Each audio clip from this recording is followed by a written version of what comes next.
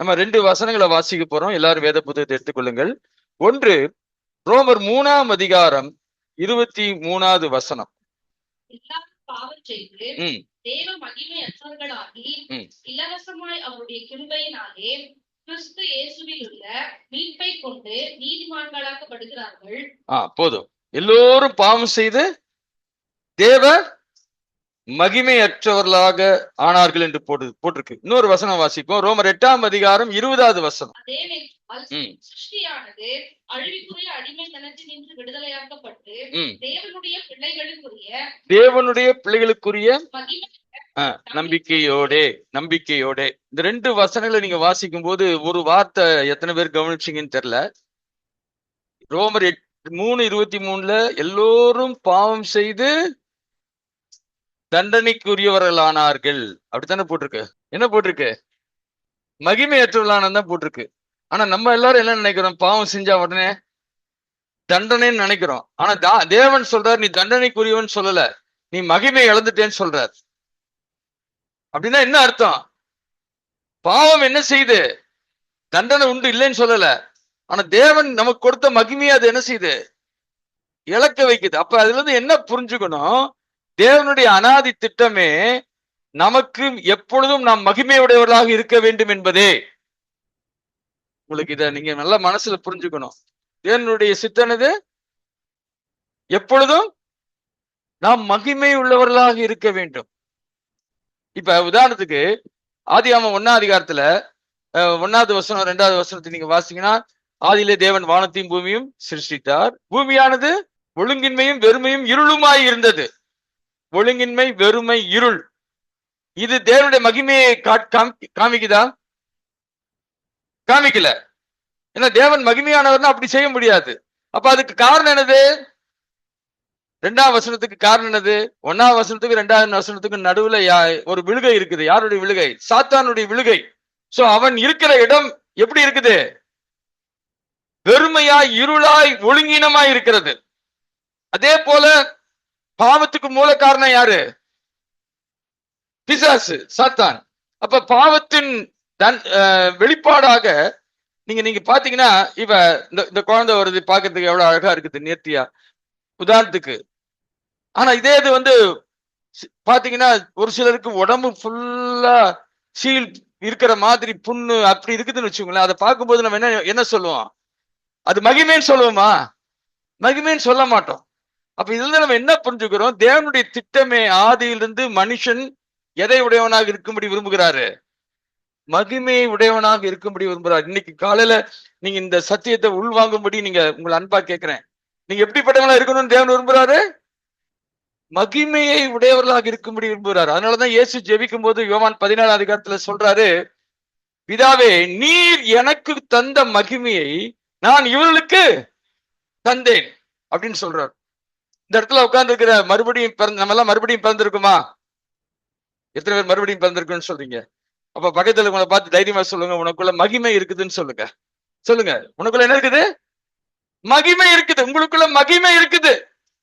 இதை நாம் சரியாக முதலாவது புரிந்து கொள்ள வேண்டும். நமக்கு மனசுல பாவம் அப்படின்னு உடனே தண்டனை, நரகம் அப்படின்னு தான் மனசுல வருது. நிச்சயமா பாவத்துக்கு தண்டனை, நரகம் உண்டு. ஆனால் தேவனுடைய திட்டம் பாவம் செஞ்சு எல்லாரும் நரகத்துக்கு போகணும் என்பதல்ல. பாவம் செஞ்சனால அவர் என்ன சொல்றாரு? என் மகிமையை நீ இழந்துட்டியேன்னு சொல்றார். அப்ப தேவனுடைய நோக்கம் என்னவா இருக்க முடியும்? எப்பொழுது நாம் மகிமை உடையவர்களாக இருக்க வேண்டும் என்பதுதான் அவருடைய நோக்கமாக இருக்க முடியும். இதை நம்ம மனதில் வைத்துக் கொள்ள வேண்டும். சோ எல்லாரும் இதுல தெளிவா வச்சுக்கோங்க. God's thought is always glory. தேவனுடைய மனதில் எப்பொழுதும் அவருக்கு இருக்கும் எண்ணம் என்னவென்றால் மகிமை. எல்லாரும் நெஞ்சு மேல கை வச்சு சொல்லுங்க, என்னை குறித்து தேவன் எப்பொழுதும் வைத்திருக்கிற எண்ணம் மகிமையே. ஹல்லேலூயா. யோசித்து பாருங்க. ஹல்லேலூயா. சோ அப்ப இதுல இருந்து நம்ம என்ன புரிஞ்சுக்கிறோம்? பாவம் மகிமையை இழக்க செய்தது, மீட்பு மீண்டும் மகிமையை கொண்டு வருகிறது. எல்லாரும் சொல்லுங்க, பாவம் மகிமையை இழக்க செய்தது, மீட்பு மீண்டும் மகிமை நம்ம மீட்கப்பட்டதை பத்தி சொல்லும் போது பொதுவா என்ன சொல்றோம்? எதுக்காக ரட்சிக்கப்படணும்னு நம்ம சொல்றோம் அப்படின்னா ஒன்னே ஒண்ணுதான் சொல்றோம், தண்டனையிலிருந்து தப்பிச்சு நரகத்திலிருந்து மோட்சத்துக்கு போகணும் அப்படிதான் நம்ம சொல்றோம். அது இல்லைன்னு நான் சொல்லல, நம்ம மோட்சத்துக்கு போகன்றது உண்மை. ஆனால் அதை விட ரட்சிப்பினுடைய மீட்பினுடைய தேவனுடைய நோக்கம் என்னன்னா, இழந்து போன மகிமையை நமக்கு மீண்டும் கொடுப்பது. அல்லேலூயா. யோசித்து பாருங்க. அப்ப மீட்கப்பட்டிருக்கீங்கன்னா நீங்க என்ன செய்யணும்? என்ன சொல்லணும் உங்களுக்குள்ள? நான் மகிமை உடையவனா இருக்கிறேன். நான் சமீபத்துல ஒரு போதகர், அவரை நான் பாராட்டுகிறேன். அவர் ஒரு டாஸ்மாக் கடைக்கு முன்னாடி நின்று சுவிசேஷம் சொல்றாரு, தைரியமா சொல்றாரு. ட்ரெயின்ல ஒரு சுவிசேஷம் சொல்றாரு. ஆனா அவர் சொல்றதெல்லாம் என்னன்னா, இந்த வாழ்க்கைக்கு பிறகு உனக்கு என்ன இருக்குது? ஒரு வாழ்க்கை இருக்குது, ஒண்ணு மோட்சம் இல்லாட்டி நரகம், நீ இப்ப டிசைட் பண்ணு. இப்படிதான் நம்ம சுவிசேஷம் சொல்றாரு. அப்ப கேட்கிறவன் என்ன சொல்வான்னா, ஒருவேளை அது சீரியஸா எடுத்துக்கிட்டானா, எதிர்காலம் அப்படி ஒண்ணு இருக்குதுன்னு சீரியஸ் எடுத்தா சுவிசேஷம் கேட்பான், இல்லைன்னு சொல்லல. முதல்ல எனக்கு இந்த உலகத்துல எனக்கு பிரச்சனை இருக்குது, அதுக்கு தீர்வு கொடுன்னு அவன் நினைக்கலாம் இருதயத்துக்குள்ள. அப்ப இந்த உலகத்துல நம்ம மகிமையுடையவர்களாக இந்த பூமியிலேயே வாழ்வதற்குத்தான் தேவன் ரட்சிப்பை கொடுத்திருக்கிறாரு. எதிர்காலத்துல நம்ம மோட்சத்துக்கு போறோம். அந்த பூமியில வாழும் போதே நம்ம எப்படி வாழணும்னு விரும்புறார் தேவன்? மகிமையோடு கூட வாழும்படி தேவன் விரும்புகிறார். சோ இதை நீங்க மனதில் வைத்துக் கொள்ளும்படியா உங்களை அன்பா கேட்கிறேன். சரி, இப்ப நம்ம சில வசனங்களை நம்ம வாசிக்க போறோம். நீங்க நல்லா புரிஞ்சுக்கணும். ரட்சிக்கப்பட்டது எதுக்கு? பக்கத்துல சொல்லுங்க. மீண்டும் மகிமையை பெற்றுக்கொள்ள, இழந்து போன மகிமையை உடையவர்களாக மாற. இப்ப நீங்க எதிர்காலத்துல நீ மோட்சத்துக்கு போவேன்னு சொல்றது இருக்கட்டும்.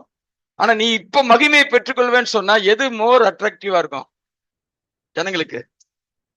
இப்பயே நீ மகிமையை பெற்றுக்கொள்ளலாம். யாருடைய மகிமைய? எத்தனை பேர் தேவனுடைய மகிமை நான் உடையவனா இருக்கிறது பெரிய ஆசீர்வாதம் நினைக்கிறீங்க? அதை விட பெரிய ஆசீர்வாதம் ஒண்ணும் இல்ல. ஹல்லேலூயா.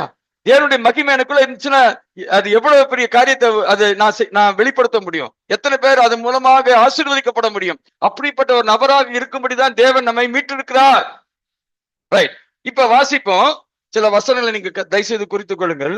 ரோமர் 8ஆம் அதிகாரம் 16-18 வசனங்கள் வாசிங்க. ரோமர் 8ஆம் அதிகாரம் 16-18. பிள்ளைகளானால் சுதந்திரமாமே.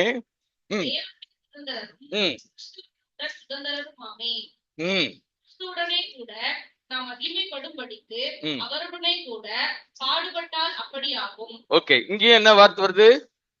மகிமையினுடைய வார்த்தை வருதா? வருது. இன்னொரு வார்த்தை வருது, சுதந்திரன் வார்த்தை வருது. சுதந்திரன்ற வார்த்தைக்கு அர்த்தம் என்ன? இயேசுவோடு உடன் சுதந்திரன் வருது. என்ன அர்த்தம்? சுதந்திரன்ற வார்த்தை எத்தனை பேருக்கு அர்த்தம் தெரியுது? ஆனா கரெக்டா எழுத்து கூட்டி வாசித்துறோம். சுதந்திரன் என்ன அர்த்தம்? சுதந்திரன்ற வார்த்தைக்கு அர்த்தம் என்னன்னா வாரிசு. என்னது? வாரிசு. நீங்க என்ன ஒருத்தரும் ஒண்ணு ஆர்ப்பரிப்பே செய்யல. யாருடைய வாரிசு? நீங்க தேவனுடைய வாரிசு. அதாவது கொஞ்ச நாளைக்கு முன்னாடி, சில வருஷங்களுக்கு முன்பாக எங்க யூகேல அந்த இளவரசரா இருக்கிறார் இப்போ ஒருத்தர். அவருக்கு ஒரு குழந்தை என்ன செய்யுது? பிறக்குது. அந்த குழந்தைய ஒரு ஜன்னல்ல மாடியில இருந்து இப்படி காமிக்கிறாங்க வெளியே. அது காமிக்கிறதுக்கு எத்தனையோ மணி நேரத்துக்கு முன்னாடியே அவனுங்க இங்க உட்காந்துட்டு என்ன செய்யறாங்க, அந்த கேமரால அதை அப்படியே ஜூம் பண்ணி அப்படியே ரெடியா ஆயத்தமா இருக்காங்க. ஏன்னா எப்ப குழந்தை வரும் அந்த குழந்தைய நம்ம டிவில என்ன செய்யணும், காமிக்கணும்னு. அதே மாதிரி பிறக்கிற எல்லா குழந்தையுமா ஜூம் பண்ணி காமிச்சிட்டு இருக்கிறான். அதே மாதிரிதான் எல்லா குழந்தையும் பிறக்குது. ஒருவேளை அதை விட நல்ல அழகான குழந்தை கூட பிறந்திருக்கும். ஆனா அந்த குழந்தைய யாரும் என்ன செய்யறது இல்ல, காமிக்கிறது இல்லை. ஏன் அந்த குழந்தைய மட்டும் அவன் காமிக்கிறான்னா, அது ராஜாவினுடைய வாரிசு. உங்களுக்கு புரியுதா? உங்களுக்கு நீங்க யாரு? தேவனுடைய வாரிசு. இயேசு கிறிஸ்துவோட நீங்க யாரு? உடன் வாரிசு. ஹல்லேலூயா. இயேசு கிறிஸ்துவோட நீங்க யாரு? கொஞ்சம் உள் வாங்குறீங்களா? நீங்க இது வெறும் இன்ஃபர்மேஷனா வைக்காதீங்க ப்ளீஸ். நான் போன வாரம் என்ன செஞ்சேன்னா, இந்த உடன் இதை அப்படியே கண்ணை மூடிட்டு கண்ணை கொஞ்சம் டைம் செட் பண்ணினேன். எதுல என்னுடைய செல்போன்ல செட் பண்ணிட்டு அப்படியே இந்த ஒரு தாட்டையே திரும்பி தியானித்து கொண்டே இருந்தேன். ஒரு தாட். ஏன்னா இது வந்து வெறும் இன்ஃபர்மேஷனா மைண்ட்ல நான் கடவுளுடைய வாரிசுன்னு வெறும் இன்ஃபர்மேஷனா இருப்பதல்ல. அது என் ஆவிக்குள்ள என்ன செய்யணும்? அது அது மாம்சமாக வேண்டும். ஒரு சாட்சியம் என்ன? அப்ப நான் எந்த நேரத்துல எந்த காரியத்தை பத்தி யோசிக்கும் போது எப்படி யோசிப்பேன்னா, கீழ்த்தரமா யோசிக்க மாட்டேன், தேவனுடைய வாரிசா யோசிப்பேன். Yes yes or no? நான் சொல்றது ரைட்டா?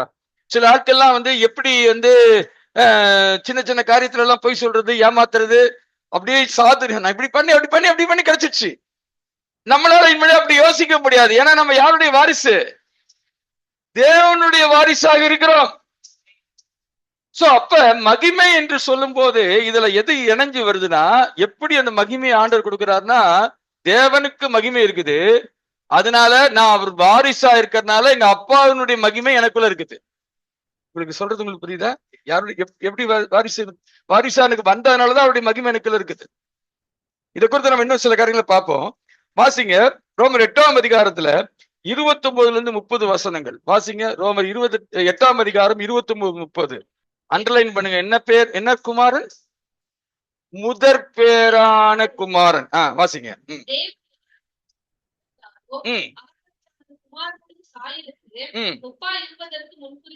முன் குறித்திருக்கிறார். இங்க என்ன வார்த்தை வருது?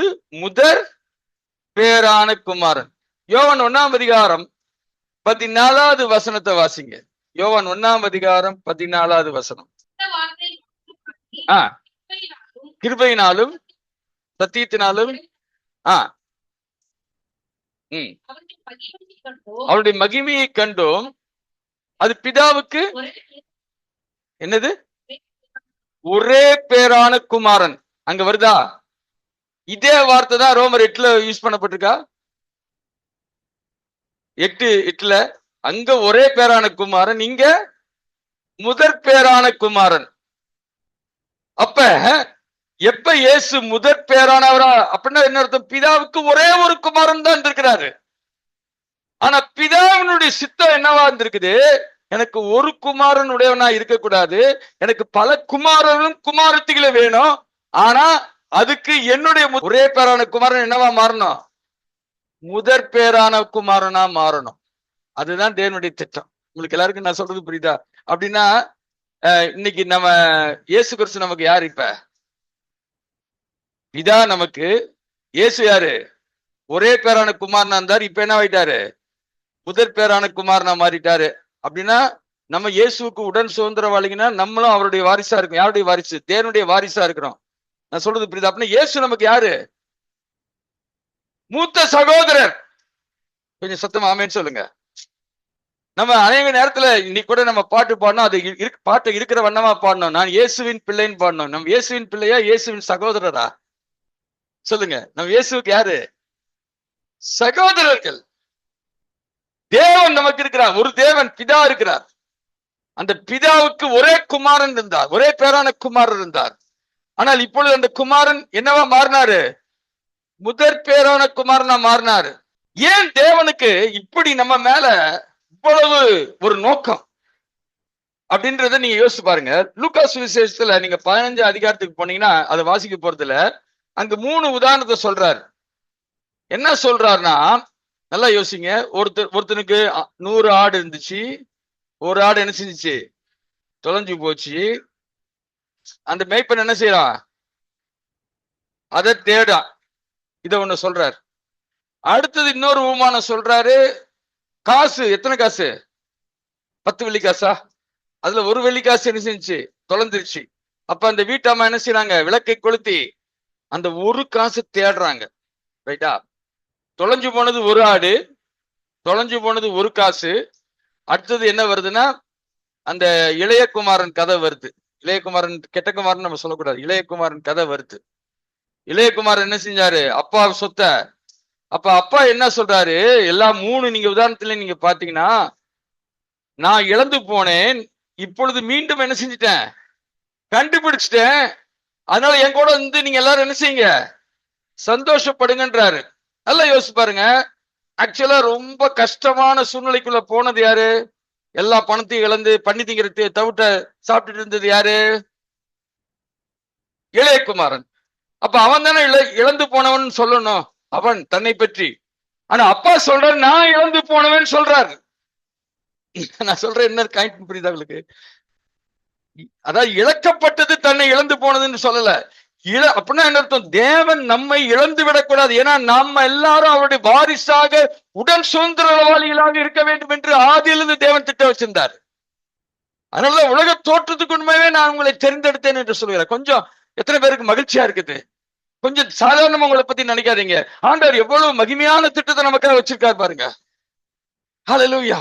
நம்ம இழந்து போவது அவருக்கு, இழந்து போன நம்ம தான் ஐயோ இப்படி ஆண்டவரை விட்டு போயிட்டு நமக்கு ஆபத்துன்னு நம்ம நினைக்கணும். ஆனா இழந்து போன அந்த பொருள் ஒண்ணும் சொல்லல. ஆனா நான் இழந்துட்டேன்னு ஆண்டவர் சொல்றார். ஹல்லேலூயா. இதை நீங்க நல்ல மனதுல வைக்க. அப்ப இதுல இருந்து என்ன புரியுதுன்னா, ஒரு தேவனுடைய மனுஷன் சொல்றாரு அவர் இல்லாமல் என்னால ஒன்றும் செய்ய முடியாது அப்படின்னு சொன்ன அவர் இன்னொன்னு சொல்றாரு, நான் இல்லாம தேவனால ஒண்ணும் செய்ய முடியாது. நான் இல்லாம தேவனால ஒண்ணுமே செய்ய முடியாது. உங்களுக்கு என்ன சொல்றேன்னு புரியுதா உங்களுக்கு? ஏன்னா நீங்க வாரிசா இருந்து அவருடைய நாமத்தின் அதிகாரத்தை இந்த பூமிக்கு வெளிப்படுத்த தேவனுக்கு நீங்கள் தேவை. அவரால் எல்லாம் செய்ய முடியும். ஆனா அவர் சொல்றாரு நீ இல்லாம என்னால ஒண்ணுமே செய்ய. நம்ம என்ன சொல்றோம்? நீங்க இல்லாம என்னால ஒண்ணுமே. சோ அந்த விதத்தில் நாம் இயங்கும்படியாக தேவன் நம்மை அழைத்திருக்கிறார். கொஞ்சம் கரங்களை தட்டி ஆண்டவரை மகிமைப்படுத்துங்களேன். ஹல்லேலூயா. ரைட். இப்ப நல்லா கவனிங்க, ஒரு காரியத்தை உங்களுக்கு சொல்லும்படி விரும்புறேன். இந்த நிலையை நாம் அடைவதற்கு ஆதியில நம்ம பார்த்தோம், எப்ப மகிமையை இழந்தான் மனுஷன்? பாவம் செய்து தேவ மகிமை அற்றவனா. ரைட். ஆண்டவர் என்ன செஞ்சாரு? மனுஷனை தன்னுடைய சாயலையும் தன்னுடைய ரூபத்திலையும் அவர் படைச்சார். ஆனா நீங்க புரிந்து கொள்ள வேண்டியது, படைக்கப்பட்ட அந்த மனிதன் இன்னசென்டா இருந்தான். எப்படி இருந்தா? இன்னசென்ட் என்னது? அப்பாவித்தனம். அவனுக்கு எது வெளுத்ததெல்லாம் பாலு, எது நல்லது எது கெட்டதுன்னு அவனுக்கு என்ன செய்யாது, தெரியாது. அப்படிப்பட்ட நிலையில தான் மனுஷனை படைச்சாரு தேவன். படைச்சிட்டு நல்லா யோசிச்சு பாருங்க, 30 வயசுல இப்படி அப்பாவியா இருக்கிற ஒரு பையனை கொண்டு போய் யாருக்காவது கல்யாணம் பண்ணி வைக்க முடியுமா? எது நல்லது எது கெட்டுன்னு தெரியலன்னா, உதாரணத்துக்கு சொல்றேன். அப்ப அவன் டெவலப்டு மேனா மாறணும் அப்படின்னா அவனுக்கு என்ன தேவை? எது நல்லது எது கெட்டதுன்னு அவனுக்கு என்ன செய்யணும்? தெரியணும். அவன் சொல்லுங்க. ரைட். தேவன் வந்து அப்பாவியா இருந்தாரா? தேவனுக்கு நல்லது எது கெட்டதுன்னு தெரியுமா? அவருக்கு நல்லது எது கெட்டதுன்னு தெரியும். ரைட். அவருக்குள்ள என்ன இருக்குது? ஜீவன் இருக்குது. அவருக்குள்ள என்ன இருக்குது? ஜீவன் இருக்குது. நல்லா கவனிங்க, அவருக்குள்ள ஜீவன் இருக்குது. இப்ப இன்னொரு மரம் இருக்குது. அந்த மரமும் அதை சாப்பிட்டா என்ன தெரிஞ்சுக்கலாம்? நல்லது எது கெட்டது எதுன்னு நம்ம என்ன செஞ்சுக்கலாம்? தெரிந்து கொள்ள முடியும். ஆனா அதுக்குள்ள என்ன இருக்குது? மரணம் இருக்குது. அப்ப தேவன் என்ன எதிர்பார்த்தார்னா,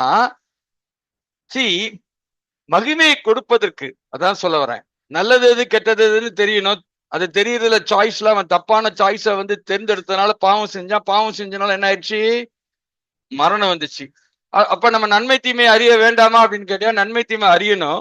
எப்படி அறியணும்னு தேவன் விரும்பினார்னா, என் ஜீவன் மூலமா நீ அறியணும்னு விரும்பினார். எது மூலமா? என்னுடைய, இன்னொரு விதத்துல சொன்னா என் கூட நீ இணைந்து கொண்டு. நல்லா யோசிச்சு பாருங்க, அந்த மரம் யாரை குறிக்குதுன்னா, ஒரு மரம் தேவனை குறிக்குது. ஏனென்றால் அதுக்குள்ள என்ன இல்ல? மரணம் இல்லை. அதுக்குள்ள என்ன இருக்குது? ஆனா மரத்தை எடுத்து அப்படியே சாப்பிட முடியுமா? சாப்பிட முடியாது. எதை சாப்பிட முடியும்? பழத்தை பற்றி தான் சாப்பிட முடியும். அந்த பழத்துக்கு ஒப்பானா இருக்கிறாருன்னா கர்த்தரா இயேசு கிறிஸ்து. இப்ப கர்த்தரா இயேசு கிறிஸ்து யாருக்குள்ள வந்துட்டார்? நமக்குள்ள வந்துட்டாரா? பழம் நமக்குள்ள வந்துருச்சா? சோ அது பெறும் பொழுது நமக்குள்ள என்ன வருது? வெறும் நன்மை தீமை அறிகிற அறிவு மட்டும் வந்திருக்குதா? ஜீவனும் வந்திருக்குதா? ஜீவன் வந்திருக்குது. சோ ஜீவன் மூலமாக நாம் அந்த மகிமையின் நிலையை நாம் அடைய வேண்டும் என்று சொல்லி தேவன் விரும்புகிறார். என்னை கவனிங்க, ஒரு உதாரணத்தை உங்களுக்கு சொல்றேன். ஒரு வீட்டுல ஒரு 2 பிள்ளைங்க இருக்கிறாங்க வச்சுங்க. அந்த பிள்ளைங்களை நம்ம நல்லா, யார பெரியவங்க வந்தா ஸ்தோத்திரம்னு சொல்லணும், தண்ணி எடுத்துட்டு வரணும், தண்ணி எடுத்து வரணும், அவங்க பெரியவங்க பேசிட்டு போது பேசக்கூடாது, நடுவில் வந்து நிக்க கூடாது, இப்படி எல்லா நல்ல காரியத்தையும் நம்ம சொல்லி கொடுத்துட்டோம். சொல்லி கொடுத்த உடனே அந்த பிள்ளைங்க கரெக்டா செய்யுது. அப்ப நம்ம அந்த வீட்டுக்கு போறோம்னு வச்சுக்கோங்க. அந்த பிள்ளைங்களை பார்த்தோன்னே என்ன சொல்லுவோம்? ரொம்ப சமத்தான பிள்ளைங்க, ரொம்ப நல்லா இருக்கிறாங்க சொல்லுவோமா? Yes or no? ரைட். அந்த பிள்ளைய கேட்கிறோம், அந்த பிள்ளைங்க வந்து பேரை சொல்லுது. ஃபார் எக்ஸாம்பிள் அந்த பிள்ளைங்க பேர்ல யாருடைய பேரும் சேர்ந்து வரும்? அப்பா பேரும் சர்நேமா சேர்ந்து வரும். ரைட்டா? இப்ப அதே வீட்டுல ஒரு நாய்க்குட்டியும் வளர்க்குறாங்க. எது வளர்க்குறாங்க? நாய்க்குட்டியும் வளர்க்குறாங்க. நீங்க சில நாய்க்குட்டிங்க நீங்க இந்த யூடியூப்ல எல்லாம் பாத்தீங்கன்னா, அது தட்டுல சாப்பாடு போட்டோன்னே இப்படி தட்டினோடனே அது அப்படி இப்படி ஜெபம் பண்ற மாதிரி இப்படி இருக்கும், பாத்திருக்கீங்களா? பிறகு சாப்பிடும். சோ பிள்ளைங்களும் ஜெபம் பண்ணி தான் சாப்பிடுறாங்க. நாய்க்குட்டியும் என்ன செய்யுது? ஜெபம் பண்ணி சாப்பிடுது. அது அங்க டிஸ்டர்ப் பண்ண மாட்டேது. உட்கார்னா உட்காது, எந்திரிக்கிறாங்க. பிள்ளைங்க எப்படி நல்லா இருக்கிறாங்களோ அதே மாதிரி நல்ல டிசிப்ளினா அதுவும் இருக்குது. அப்ப அந்த நாய்க்குட்டிக்கு பேர் கேட்கறாங்க. நாய்க்குட்டிக்கு பேரும்போது அதுக்கு எக்ஸ் ஒரு பேர் சொல்றாங்களே. என்ன சார் வெறும் இப்ப சொல்றீங்க? அந்த பிள்ளைங்களுக்கு மட்டும் உங்க பேரை சேர்த்து சொல்றீங்க. இந்த நாய்க்குட்டிக்கும் அதே மாதிரி உங்க பேரை சேர்த்து சொல்லலாம். ஏன்னா நீங்க எப்படி இந்த பிள்ளைங்களை வளர்த்தது மாதிரியே இந்த நாய்க்குட்டிகளையும் வளர்த்துருக்கீங்களே, நல்ல டிசிப்ளினா இருக்குதே ரெண்டும் அப்படின்னு சொன்னா அப்பா என்ன சொல்லுவாரு? இந்த பிள்ளைங்க என்னுடைய டிஎன்ஏ உடையவங்களா இருக்கிறாங்க, என்னுடைய ஜீவனை உடையவங்களா இருக்கிறாங்க. இந்த நாய் என்னுடைய ஜீவனை உடையது அல்ல. அப்படின்னா என்ன அர்த்தம்? வெறும் நன்மை தீமை அறிஞ்சு டிசிப்ளினா இருக்கிறனால மகிமை இருக்குதுன்னு அர்த்தம் கிடையாது. மகிமை இருக்குதுன்னா மகிமை மூல காரணம் எதுனா தேவனுடைய ஜீவன். தேவனுடைய ஜீவன் நம்ம வாழ்க்கைக்குள்ள இருக்கிறது தான் நமக்கு ஒரு மகிமை. எத்தனை பேர் ஆமென் சொல்றீங்க? ஹல்லேலூயா. அவருடைய மகிமைக்கு காரணமே அவருடைய ஜீவன். அப்ப அந்த ஜீவனை நமக்கு கொடுத்திருக்கிறார். எத்தனை பேர் ஆண்டோடைய ஜீவன் எனக்குள்ள இருக்குதுன்றது ஒரு பெரிய மகிமைன்னு நினைக்கிறீங்க?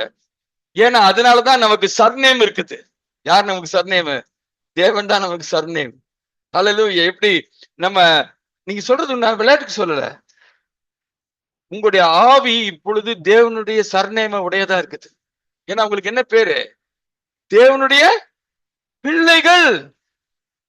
அந்த யாரு 7 பிரதான ஆசாரியருடைய பிள்ளைங்க பவுல் சொல்ற இயேசுவின் நாமத்தினால அசுத்தாவியே நீ இவங்களை விட்டு வெளியே போ அப்படின்னு சொன்னோன்னே இயேசுவின் நாமத்தை சொன்னால, ஐயோ இயேசுவின் நாமத்தை சொல்லிட்டாங்கன்னு ஓடல.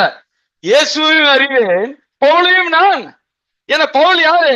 அவனுக்குள்ள யாருடைய வித்து இருக்குது? தேவனுடைய வித்து இருக்குது. எல்லாரும் நெஞ்சு மேல கை வச்சுருவாங்க, எனக்குள்ள தேவனுடைய வித்து இருக்குது. ஹல்லேலூயா. கொஞ்சம் நல்லா யோசிங்களேன். தேவனுடைய வித்து நமக்குள்ள இருக்குது. அப்படின்னா தேவனை போல இயங்கும் ஆற்றலை தேவன் நமக்குள்ள கொடுத்திருக்கிறார். நல்லா புரியுங்க. அவருடைய நிலையே அல்ல. நிலைன்றது காட் என்கிற அந்த காட் ஹெட்டுக்குள்ள நம்மளை கொண்டு போல. ஆனா அவருடைய தன்மையும் அவருடைய சுபாவத்தை அவருடைய ஜீவனையும் அவருடைய தன்மையும் உடையவர்களாக தேவன் நம்மை மாற்றி இருக்கிறார். இந்த மகிமையை நாம் உடையவர்களாக இருக்கிறோம். இதை நல்லா புரிந்து கொள்ள வேண்டும். அப்ப தேவன் இந்த ஜீவனை நமக்கு கொடுக்கிறதுக்கு என்ன பண்ணாரு? எடுத்து வாசித்து பாருங்க. 1 கொரிந்தியர் புஸ்தகம் 15ஆம் அதிகாரம் 45வது வசனம் வாசிங்க. 1 கொரிந்தியர் 15ஆம் அதிகாரம் 45வது வசனம்.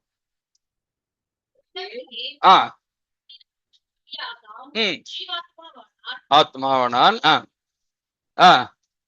பிந்தின ஆதாம் என்னவானாரு? உயிர்ப்பிக்கிறார். இப்ப நமக்குள்ள நம்ம ரட்சிக்கப்பட்ட போது நம்முடைய ஆவிக்குள்ள நுழைஞ்சது எது?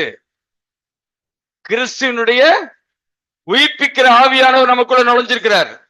அதனாலதான் நம்முடைய ஆவி மறுபடியும் பிறந்துச்சு. இன்னொரு வசனத்தை வாசிங்க. யோவான் 1ஆம் அதிகாரம் 12-13 வசனங்கள். யோவான் 1ஆம் அதிகாரம் 12-13 வசனங்கள்.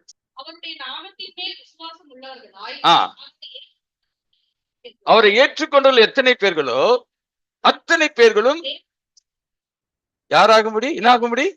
தேவனுடைய பிள்ளைகள் ஆகும்படி கொடுத்தார்.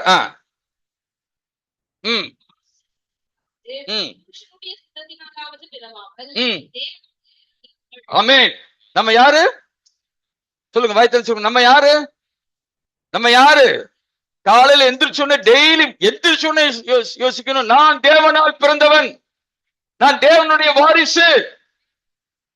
ஹல்லேலூயா. நான் யாரு? தேவனுடைய வாரிசு. இயேசு கிறிஸ்து யாரு? எனக்கு சகோதரர். நான் இயேசு கிறிஸ்துவுக்கு உடன் சுதந்திரவாளி, உடன் வாரிசு. சரி, இப்ப இந்த உயிர்ப்பிக்கிற ஆவியானார் அப்படின்னு சொல்லும் போது முதல்ல நான் புரிஞ்சுக்கணும், மனுஷன் எதை இழந்தான்? தேவனுடைய மகிமைய இழந்தான். இழந்தது காரணம் என்னது? எதை சாப்பிட்டான்? ஜீவ விருட்சத்துக்கு கனியை பதிலாக நன்மை தீமை அறிகிற மரத்தின் கனியை சாப்பிட்டான். அதுக்குள்ள அவனுக்குள்ள என்ன வந்துச்சு? அந்த மரத்துக்குள்ள என்ன இருக்குது? மரணம் இருக்குது. மனுஷனுக்குள்ள என்ன வந்துருச்சு? மரணம் வந்துருச்சு. அப்படின்னு சொல்லும்போது அவனுக்குள்ள திரும்பி எதை கொடுக்கணும்? மீட்கணும்னா ஜீவனை கொடுக்கணும். யாருடைய ஜீவனை? தேவனுடைய ஜீவனை. அப்ப தேவனுடைய ஜீவனை கொடுக்கணும்னா தேவனுக்கிட்டே போக முடியாது. அவர் என்ன செய்யறார்? மகிமையெல்லாம் விட்டு இறங்கி இந்த உலகத்துல நம்மை போல ஒரு மனுஷனா வந்து சிலுவையில மரித்து உயிர் தெழுந்ததுனால, எப்படி ஜெனரேட்டிங் ஸ்டேஷன்ல 400 கேவி வோல்ட் இருக்குது, ஆனா இங்க 230 வோல்ட் தான் இருக்குது. ரெண்டும் ஒண்ணுன்னா ரெண்டும் ஒண்ணுதான். ஒண்ணுன்றது சென்ஸ் இப்ப அங்க ப்ரொடியூஸ் ஆகிற கரண்ட் தான் இங்க வந்துட்டு இருக்குது, ரைட்டா? ஆனா இது எப்படி வருது? ஸ்டெப் டவுன் ஆகி வந்திருக்குது. அதனால நம்மளால கையாள முடியுது. அதே போல தேவன் நமக்குள் நுழையும் விதத்தில் தன்னுடைய மகிமையை விட்டு ஒரு மனிதனாக வந்து நமக்காக மரித்தது நிமித்தம் இப்பொழுது நமக்கு அவர் உயிர்ப்பிக்கிற ஆவியானவரால் நமக்குள் நுழையும் அளவுக்கு அவர் வந்துட்டார். அதனால நமக்கு என்ன வந்துருச்சு? ஜீவன் வந்துருச்சு. ஜீவன் வந்ததுனால நமக்குள்ள என்ன வந்திருக்குது? மகிமை வந்திருக்குது. ஜீவன் வந்ததுனால நமக்குள்ள என்ன வந்திருக்குது? மகிமை வந்திருக்குது. இப்ப யோசித்து பாருங்க, ரட்சிக்கப்பட்டதுன்றது வெறுமனே ஏதோ உலகத்துல இருக்கிற ஆசீர்வாதங்களை பெறுவதற்காக அப்படின்னு நம்ம சுருக்கி பார்க்காதபடிக்கு அதெல்லாம் நமக்கு கண்டிப்பா தருவார். ஏன்னா பிள்ளைகளெல்லாம் சுதந்திரவாளிகள். சுதந்திரவாளினா எப்படி எல்லாத்தையும் கொடுக்காம இருப்பாரு? கண்டிப்பா எல்லாத்தையும் கொடுப்பாரு. நீங்க அதை தேடாதீங்க. நீங்க சுதந்திரவாளிங்கன்றத முதல் ஐடென்டிஃபை பண்ணுங்க. சுதந்திரவாளிகள்ங்கிற அதிகாரத்தை செயல்படுங்க. எந்த கதவுகள் எல்லாம் திறக்கணுமோ அந்த கதவுகள் திறக்கப்படும். எந்த ஆசீர்வாதங்கள் வர வேண்டுமோ அது உங்களை தேடி வரும். எந்த நபர்கள் உங்களோடு இணைய வேண்டுமோ கர்த்தர் அவர்களை உங்களோடு வந்து இணைப்பார். அது ஒரு பெரிய விஷயமே கிடையாது தேவனுக்கு. ஹல்லேலூயா. எத்தனை பேர் ஆமென் சொல்றீங்க? அது ஒரு பெரிய விஷயமே கிடையாது. நமக்குள்ள என்ன இருக்குது? இப்ப ஜீவன் இருக்குது. இப்ப நம்ம தேவனோடு ஒன்றாக இருக்கிறோம். எப்படி ஒன்றாக இருக்கிறோம்னா நம்மளை யாருக்குள்ள கொண்டு போய் வச்சுட்டாரு? இப்ப எடுத்து வாசிங்க. 1 கொரிந்தியர் 1ஆம் அதிகாரம் 29-30 வசனங்களை வாசிங்க. 1 கொரிந்தியர் 1ஆம் அதிகாரம் 29-30 வசனங்களை வாசிங்க.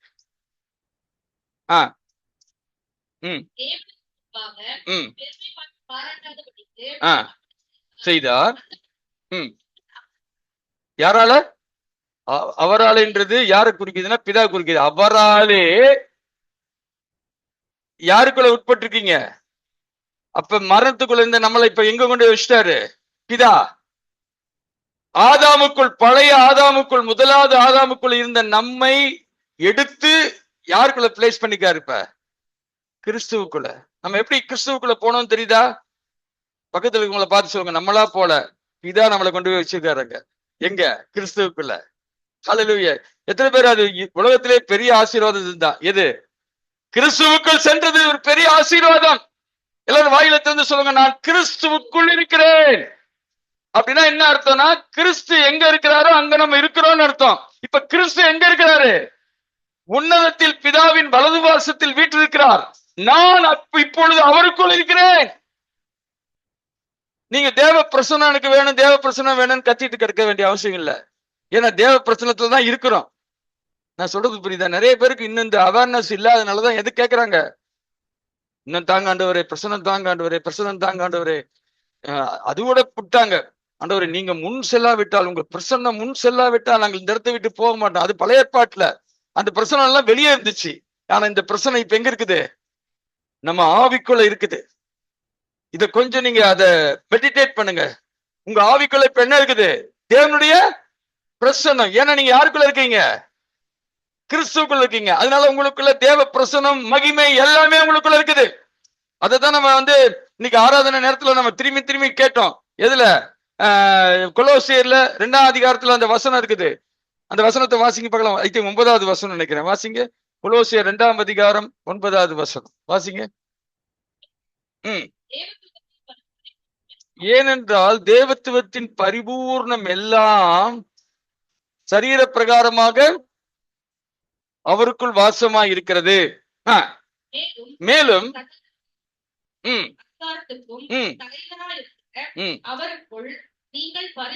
அவருக்குள் நீங்கள் அரைகுறையா இருக்கிறீங்களா? நீங்க அவருக்குள்ள எப்படி இருக்கீங்க? சொல்லுங்க, வாயத்திலிருந்து சொல்லுங்க.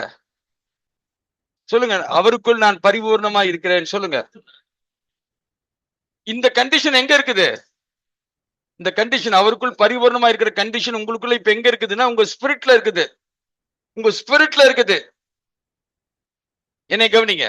ஒரு குழந்தை வந்து முடவனா பிறக்கல, நல்லாவே பிறந்திருக்குது, ஒரு பிரச்சனையும் இல்ல. ஒரு வயசுல அது எந்திரிச்சு நடக்குது, ரைட்டா? நீங்களும் எந்திரிச்சு நடக்கிறீங்க. ஒரு நாளைக்கு எத்தனை தடவை கீழே விழுறீங்க நீங்களா? ஒரு நாளைக்கு நம்ம நார்மலா விழுறது இல்ல இல்லையா? ஆனா ஒரு வயசு குழந்தையும் முடவன் இல்லாத குழந்தை தான். ஆனா எந்திரிச்சு நடக்கும்போது எத்தனையோ தடவை என்ன செய்யுது? கீழே விழுது. அது முடவன்ற நிலையினாலயா? இல்ல. அதுக்குள்ள முடமை முடமா இருக்கிற தன்மை இல்ல. ஆனா அதுக்குள்ள ஸ்ட்ரென்த் இல்ல. அதனால அது விழுது. ஸ்ட்ரென்த் இல்ல, அதனால அது என்ன செய்யுது? விழுது. அப்ப நம்முடைய வாழ்க்கையில அதனாலதான் நான் என்ன சொல்றேன்னா, இந்த ஆவிக்குள்ள இருக்கிற இந்த முழுமை நம்முடைய செயல்பாட்டுல, உதாரணத்துக்கு நடக்கிற விதத்துல வச்சுக்கோங்க, நடத்தையிலன்னு வச்சுக்கோங்களேன், குழந்தை எந்திரிச்சு நடக்கிற மாதிரி. இந்த நடத்தை வந்து நீங்க நடத்தியில நான் விழுந்துறேனே, நான் எந்திரிக்கிறேனே, இதையே பார்க்காதீங்க. நீங்க முழுமைன்னு பார்த்து தொடர்ந்து நீங்க அந்த விசுவாசத்தோட நடந்தீங்கன்னா 1.5 வயசுக்குள்ள நல்லா ஓட ஆரம்பிச்சிருவீங்க. அது எதை பொறுத்தது? உங்க மனம் என்ன செய்யணும்? மறுரூபமாகணும். என்ன மறுரூபமாகணும்? நான் முடமில்லை, நான் கிறிஸ்துவுக்குள் முழுமையானவன் அப்படின்னு வரும்போது உங்க மைண்ட் தான் எதை இயக்குது? உங்க சரீரத்தை இயக்குது. உங்களுக்கு சொல்றது எல்லாருக்கும் புரியுதா? நான் ரொம்ப அதை டீட்டெயிலா இப்ப விளக்க விரும்பல. நான் என்ன சொல்ல விரும்புறேன்னா, உங்க நடத்தையை ரொம்ப கான்சென்ட்ரேட் பண்ணாதீங்க. உங்க நடத்தை சரியாக மாறும். எதை கான்சென்ட்ரேட் பண்ணுங்க? உங்களுடைய ஐடென்டிட்டியை கான்சென்ட்ரேட் பண்ணுங்க. நீங்க கிறிஸ்துவுக்குள்ள யாரு? உங்களுக்குள்ள என்ன இருக்குது? உங்களுக்குள்ள மகிமை இருக்குது. எல்லாரும் சொல்லுங்க, உங்களுக்குள்ள என்ன இருக்குது? மகிமை இருக்குது. உங்களுக்குள்ள இருக்குது கிறிஸ்துவின் ஜீவன் இருக்குது. அவருடைய பொக்கிஷம் இருக்குது. எல்லாமே உங்களுக்குள்ள. ஏன்னா நீங்க கிறிஸ்துவுக்குள்ள இருக்கிறீங்க. அது வேதத்தின் மூலமாக நீங்க அறிஞ்சு உங்க மனம் என்னெல்லாம் இருக்குதுன்னு நீங்க மர்வம் ஆகுதோ அதுக்கு ஏத்த மாதிரி உங்களுடைய பேச்சு மாறும். மாறுமா மாறாதா? இப்ப நல்லா யோசிச்சு பாருங்களேன். உதாரணத்துக்கு, மகிமை நம்பிக்கையாக கிறிஸ்து உங்களுக்குள்ள இருப்பதே இந்த ரகசியம் அப்படின்னு உங்களுக்கு உண்மையிலே உங்களுக்கு தெரியும். உங்க மனம் மர்வம் ஆயிருக்கு. இப்ப ஆரம்ப ஜெபம் செய்ய சொல்றோம். எப்படி ஜெபம் பண்ணுவீங்க நீங்க? கர்த்தாவே, இந்த இடத்துக்கு நீங்க வாங்க ஆண்டவரே, வாங்க ஆண்டவரே, இப்படி ஜெபிப்பீங்களா? உங்க மனம் மர்வமா இருந்தா எப்படி ஜெபம் பண்ணுவீங்க? ஆண்டவரே, உங்க பிரசவம் இங்க இருப்பதற்காக ஸ்தோத்திரம் சொல்லுவீங்க. நான் சொல்றது புரியுதா? 2 பேரும் ஜெபிக்கிறாங்க. ஒருத்தர் வாங்க ஆண்டவரே, வாங்க ஆண்டவரேன்னு ஜெபிக்கிறாங்க. இன்னொருத்தர் ஆண்டவரே உங்க பிரச்சனை இங்க இருக்குதுன்னு ஜெபிக்கிறாங்க. அவங்கள மட்டுப்படுத்த வேண்டிய அவசியம் இல்ல. அவங்களுக்கு என்ன இல்ல? கிறிஸ்து உள்ள இருக்கிறான்ற நாலேஜ் அவங்களுக்குள்ள இல்ல. அவங்களுக்குள்ள கிறிஸ்து இருக்கிறாரு. ஆனா அவங்களுக்கு நாலேஜ் இல்ல. அதனால திரும்பியும் ஆண்டவரே, வாங்க ஆண்டவரே, வாங்க ஆண்டவரே, வாங்க ஆண்டவரேன்றார். ஆண்டவர் சொல்றாரு, நீ போய் வியாதியஸ்தர் மேல என்ன செய்ய? கைய வை. அப்பொழுது அவர்கள் என்ன செய்வாங்க? ஆனா இவங்க என்ன சொல்றாங்க? ஆண்டவர் எனக்கு வல்லமை தாங்கன்னு கேக்குறாங்க. ஏன்னா அவங்களுக்குள்ள என்ன இல்ல? நாலேஜ் இல்ல. சோ அதனாலதான் நான் உங்களுக்கு சொல்றேன், நீங்க என்னவா இருக்கிறீங்கன்றது உண்மை. நீங்கள் இப்பொழுது பூரணமா இருக்கிறீர்கள். எங்க? உங்க ஆவியில. முதல்ல நீங்க அதை விசுவாசிங்க. விசுவாசித்து உங்க மனதை மறுரூபப்படுத்தும் பொழுது உங்கள் ஆவிக்குள் இருந்து அப்படி செயல்படுவதற்கான வல்லமை உங்கள் சரீரத்தின் வழியாக செயலாக அது வெளிப்படும். எத்தனை பேருக்கு நான் சொல்றது புரியுதா? நம்ம செயலுக்கு பின்னாடி யாருடைய வல்லமை வேணும்? தேவனுடைய வல்லமை வேணும். அது எங்கிருந்து வரணும்? எங்கிருந்து வரணும்? நம்ம ஆவிக்குள்ளேருந்து வரணும். நம்ம ஆவிதான் யாரோட இணைஞ்சிருக்குது? ஒன்னா கிறிஸ்துவோடு இருக்கிறவன் அவரோடு ஒரே ஆவியா இருக்கிறான். இந்த ஒரே ஆவின்றதுக்கு என்ன ஒரு கான்செப்ட்னா, இப்ப நீங்க நம்ம சாப்பிடுற மிக்சர் இருக்கு இல்லையா? மிக்சர்ல என்னெல்லாம் இருக்கும்? வேர்க்கடலை, அவலு, பிறகு என்னென்ன எல்லாம் இருக்கும் இல்லையா? இது தனித்தனியா பிரிக்கலாமா? பிரிக்கலாம். ஆனா எல்லாத்தையும் ஒன்னா சேர்த்து என்னது? மிக்சர். இது ஒரு விதத்துல ஒன்னா இருக்கிறது. ஆனா அல்வா இருக்குது பாத்தீங்களா? அல்வால சக்கரை இருக்குது, நெய் இருக்குது, எல்லாமே இருக்குது. ஆனா அதை பிரிக்கவே, ஏன்னா அது காம்பவுண்ட் ஆயிடுச்சு. Mixture compound. நீங்க கெமிஸ்ட்ரியில படிச்சுக்கலாம்.